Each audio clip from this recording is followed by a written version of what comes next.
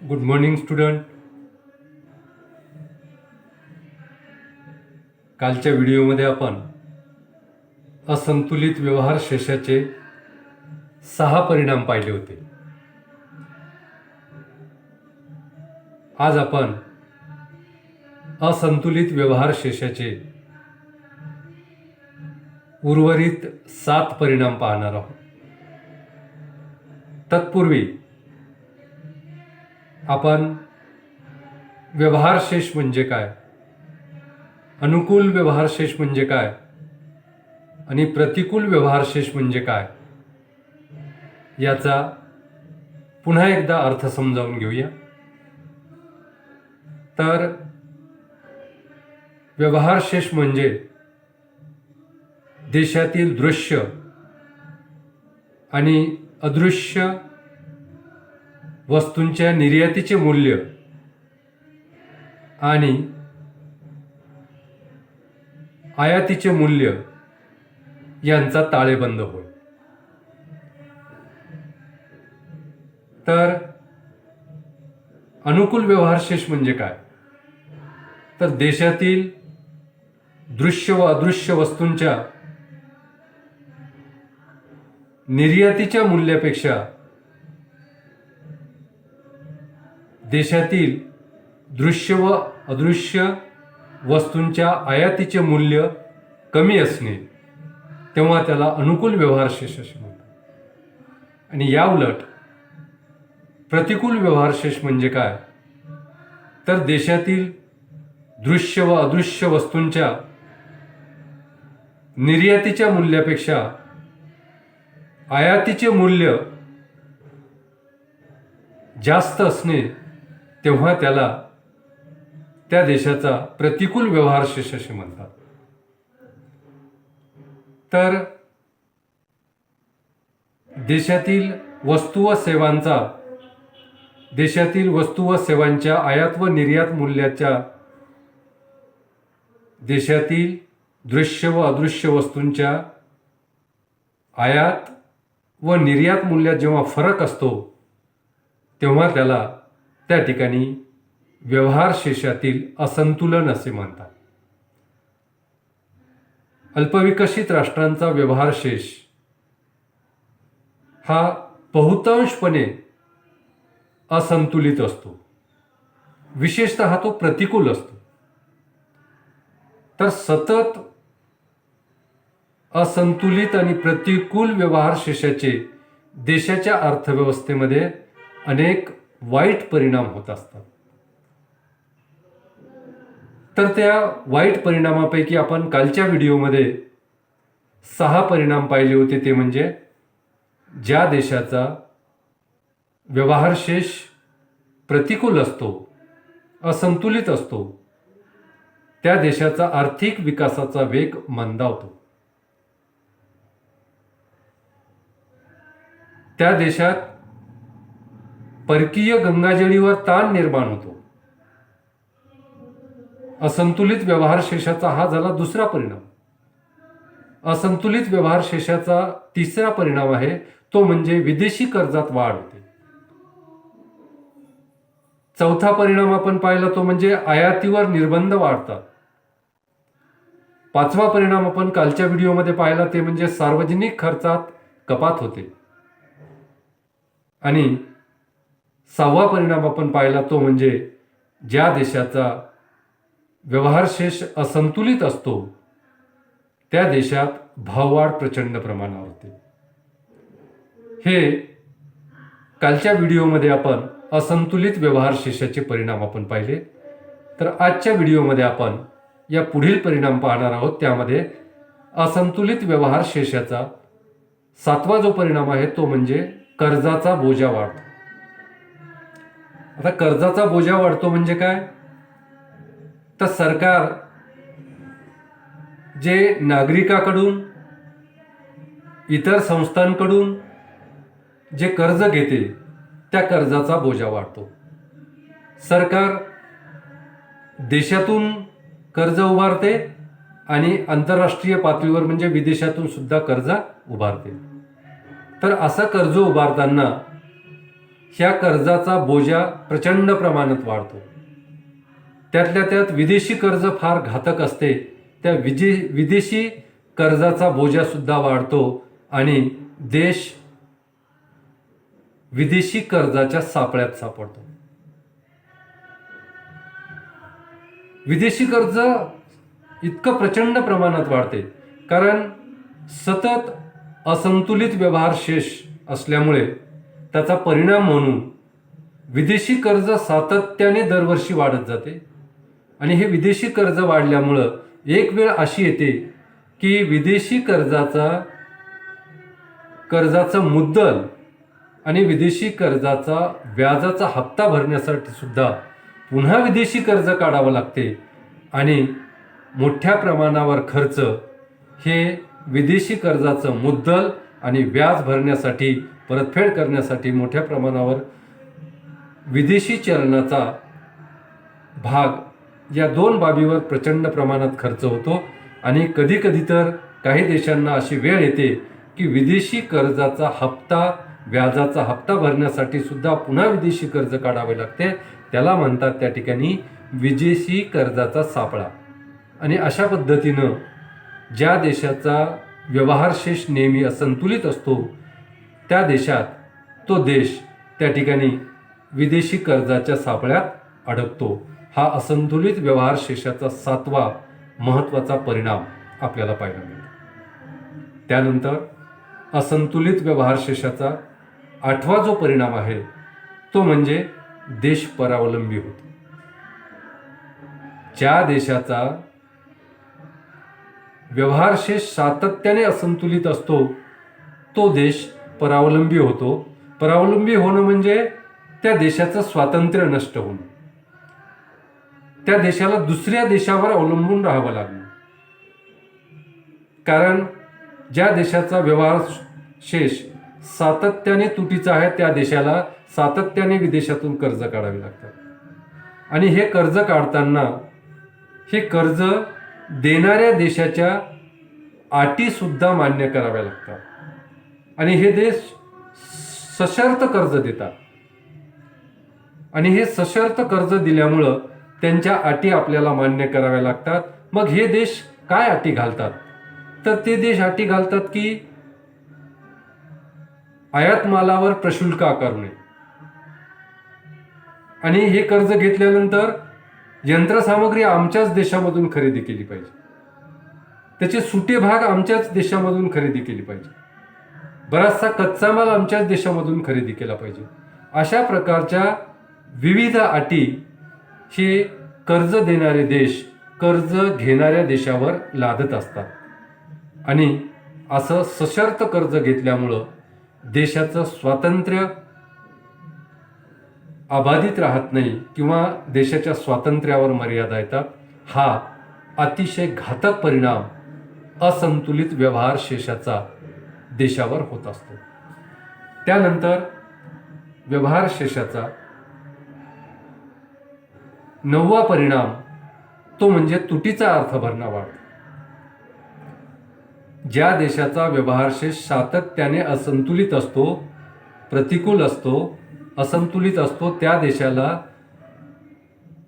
आयात आणि निर्यातीच्या मूल्यात समानता निर्माण करण्यासाठी, त्यामध्ये संतुलन साधण्यासाठी आयातीचे मूल्य परकीय चलनामध्येच परतफेड करावं लागतं.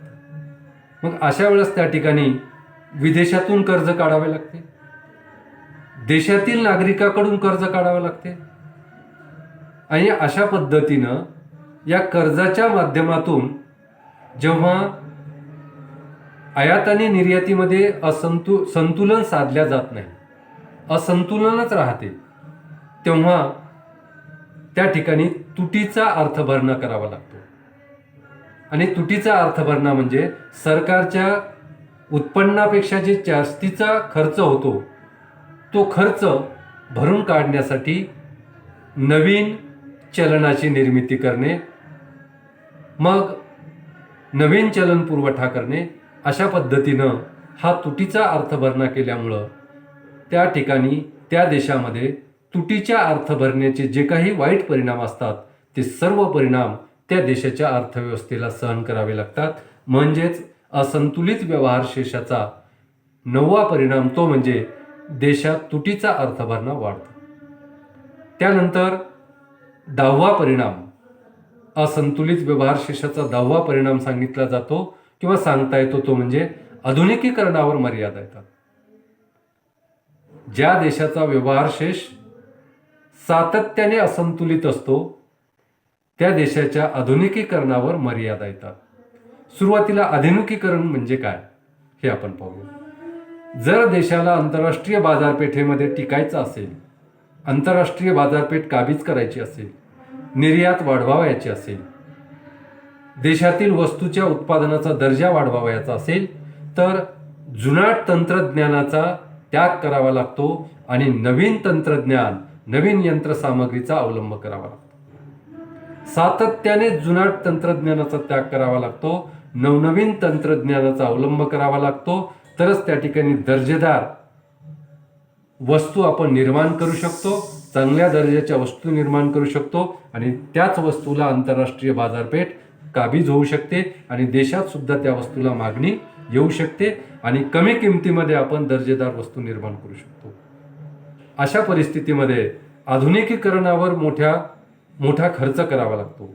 परंतु ज्या देशाचा व्यवहारशेष सातत्याने तुटीचा असतो त्या देशाला आयात आणि निर्यात मूल्यात समानता निर्माण करण्यासाठी मोठ्या प्रमाणावर सरकारला खर्च करावा लागतो. जी आयात आणि निर्यातीमधील तूट आहे ती भरून करण्यासाठी सरकारचा मोठा भाग, सरकारच्या उत्पन्नाचा मोठा भाग खर्च होतो आणि तो भाग खर्च झाल्यामुळं त्या ठिकाणी सरकारकडं देशातील उद्योगधंद्यांचं आधुनिकीकरण करण्यासाठी फारसं भांडवल उपलब्ध राहत नाही. भांडवलाची कमतरता निर्माण होते आणि भांडवलाची कमतरता असल्यामुळे देशामध्ये आधुनिकीकरणावर मर्यादा येतात. परिणामी जुनाट आणि कालबाह्य तंत्राच्या साह्यानं वस्तू व सेवांचं उत्पादन करावं लागते. म्हणजेच ज्या देशाचा व्यवहारशेष असंतुलित असतो, प्रतिकूल असतो, त्या देशात आधुनिकीकरणावर मर्यादा येतात. हा झाला व्यवहारशेषाचा 10वा परिणाम. त्यानंतर व्यवहारशेषाचा, असंतुलित व्यवहारशेषाचा आपल्याला 11वा परिणाम सांगता येतो तो म्हणजे रोजगार निर्मितीवर मर्यादा येतात. ज्या देशाचा असंतुलित व्यवहारशेष असतो त्या देशामध्ये त्या ठिकाणी आयातीच्या मूल्यापेक्षा निर्यातीचं मूल्य कमी असतं. त्यामुळे त्या ठिकाणी आयातीच्या मूल्याची परतफेड करण्यासाठी देशातील मोठ्या प्रमाणावर भांडवल आयातीचं मूल्य देण्यासाठी सरकारला वापरावं लागतं. मग अशा परिस्थितीमध्ये या विकसनशील देशामध्ये अगोदरच प्रचंड प्रमाणात ग्रामीण बेरोजगारी असते आणि शहरी बेरोजगारी सुद्धा असते. ग्रामीण बेरोजगारी म्हणजे ग्रामीण भागात राहणारे बेरोजगार नागरिक किंवा नागरिकांची संख्या, तर शहरी बेरोजगारी म्हणजे शहरी भागात राहणाऱ्या बेरोजगार लोकांची संख्या. अशा पद्धतीनं या बेरोजगारांना रोजगार उपलब्ध करून देण्यासाठी उद्योगधंद्यामध्ये आणि शेती व्यवसायामध्ये प्रचंड प्रमाणात गुंतवणूक करावी लागते. ग्रामीण आणि शहरी भागामध्ये प्रचंड प्रमाणात गुंतवणूक करावी लागते आणि या विकसनशील देशामध्ये अगोदरच सरकारच्या तिजोरीमध्ये कमी उत्पन्न जमा होते आणि त्यातही सरकारच्या तिजोरीमध्ये जमा झालेलं उत्पन्न वाढीव आयातीचं मूल्य परतफेड करण्यासाठी खर्च होते. परिणामी सरकारला देशातील ग्रामीण आणि शहरी बेरोजगारी दूर करण्यासाठी भांडवलाची कमतरता निर्माण होते आणि भांडवलाच्या कमतरतेमुळे, भांडवलाच्या अभावामुळे त्या ठिकाणी देशामध्ये ग्रामीण आणि शहरी भागामध्ये उद्योगधंदे स्थापन होण्यावर मर्यादा येतात. परिणामी देशातील रोजगार निर्मितीवर मर्यादा येतात. बेरोजगारी प्रचंड प्रमाणात वाढते आणि अर्थव्यवस्थेला त्या ठिकाणी या बेरोजगारीचा सामना करावा लागतो. म्हणजेच असंतुलित व्यवहारशेषाचा देशाच्या अर्थव्यवस्थेवर होणारा 11वा परिणाम तो म्हणजे रोजगार निर्मितीवर मर्यादा येतात. त्यानंतर 12वा परिणाम असा सांगता येतो तो म्हणजे आर्थिक नियोजन अयशस्वी होते. सामान्यतः विकसनशील देशात, अविकसित राष्ट्रात त्या ठिकाणी निर्यात कमी होत असते. अविकसित राष्ट्रातून विकसनशील राष्ट्रातून निर्यात कमी होत असते आणि आयात जास्त असते. आयात आणि निर्यातीमध्ये प्रचंड प्रमाणात तफावत निर्माण होत असते आणि ही सातत्याने ही तफावत वाढत जात असते. आणि आयात आणि निर्यातीच्या मूल्यामध्ये समानता निर्माण करण्यासाठी सरकारला प्रयत्न करावे लागतात. यामधून सरकारच्या तिजोरीमध्ये जे काही देशी आणि विदेशी चलन जमा होते त्यापैकी मोठ्या प्रमाणावर चलन हे आयातीचे मूल्य परतफेड करण्यामध्ये सरकारला खर्च करावे लागते. परिणामी आज जगातील प्रत्येक देशानं आपल्या देशाचा आर्थिक विकास करण्यासाठी नियोजनाचा मार्ग अवलंबलेला आहे. आपल्या देशामध्ये सुद्धा 1951 पासून आर्थिक विकास साध्य करण्यासाठी पंचवार्षिक योजनांचा अवलंब केला जातो. परंतु या पंचवार्षिक योजना यशस्वी करण्यासाठी सरकारला प्रचंड प्रमाणावर साधनसामग्रीची, भांडवलाची आवश्यकता असते आणि हे भांडवल विकसनशील राष्ट्रामध्ये त्या ठिकाणी मोठ्या प्रमाणावर आयातीचे मूल्य परतफेड करण्यासाठी खर्च होते. परिणामी या राष्ट्रामध्ये म्हणजेच असंतुलित व्यवहार शेष असलेल्या राष्ट्रामध्ये आर्थिक नियोजन यशस्वी करण्यासाठी भांडवलाची कमतरता निर्माण होते. भांडवलाची कमतरता निर्माण झाल्यामुळं जे काही आर्थिक नियोजनाचे उद्दिष्ट असतील ते उद्दिष्ट वेळेत प्राप्त करण्यासाठी भांडवल कमी पडल्यामुळं हे आर्थिक नियोजन अयशस्वी होते आणि अयशस्वी आर्थिक नियोजनाचे परिणाम देशाला सहन करावे लागतात. अशा पद्धतीनं असंतुलित व्यवहार शेषाचा आर्थिक नियोजन अयशस्वी होण्यावर सुद्धा त्या ठिकाणी परिणाम होत असतो. त्यानंतर असंतुलित व्यवहार शेषाचा पुढील परिणाम तो म्हणजे देशी चलनाचे अवमूल्यन होते. आता देशी चलनाचे अवमूल्यन होते म्हणजे काय? अवमूल्यन म्हणजे काय? तर देशी चलनाचं विदेशी चलनातील मूल्य कमी होणं याला आपण अवमूल्यन असे म्हणतो. हे अवमूल्यन त्या ठिकाणी दोन पद्धतीनं होते. एक, विदेशी चलनाची मागणी आणि त्याचा पुरवठा यामुळे सुद्धा त्या ठिकाणी देशी चलनाचं अवमूल्यन होऊ शकते. आणि दुसरं म्हणजे आपल्या देशातील सरकार हे सुद्धा त्या ठिकाणी देशातील चलनाचे अवमूल्यन करू शकते किंवा देशात जर भाववाढ झाली तर त्यामुळे सुद्धा देशातील चलनाचं विदेशी चलनातील मूल्य घटू शकते. यालाच आपण अवमूल्यन असं म्हणतो. मग ज्या देशाचा असंतुलित व्यवहार शेष सातत्याने असतो त्या देशामध्ये सातत्याने देशी चलनाचं अवमूल्यन होत असते आणि देशी चलनाचं अवमूल्यन एका बाजूने होत असते आणि दुसऱ्या बाजूने त्या ठिकाणी सरकार आयात जास्त आणि निर्यात कमी म्हणून निर्यात वाढविण्यासाठी उपाययोजना करते आणि ह्या उपाययोजना करीत असताना त्या ठिकाणी आयात कमी व्हावी आणि निर्यात वाढावी यासाठी सरकार सुद्धा देशी चलनाचं अवमूल्यन करण्याचा प्रयत्न करते. कित्येक वेळा देशी चलनाचं अवमूल्यन केलं जातं. मग हे अवमूल्यन केल्यामुळे त्या ठिकाणी देशामधील वस्तू ह्या विदेशी नागरिकांना महाग वाटू लागतात, स्वस्त वाटू लागतात.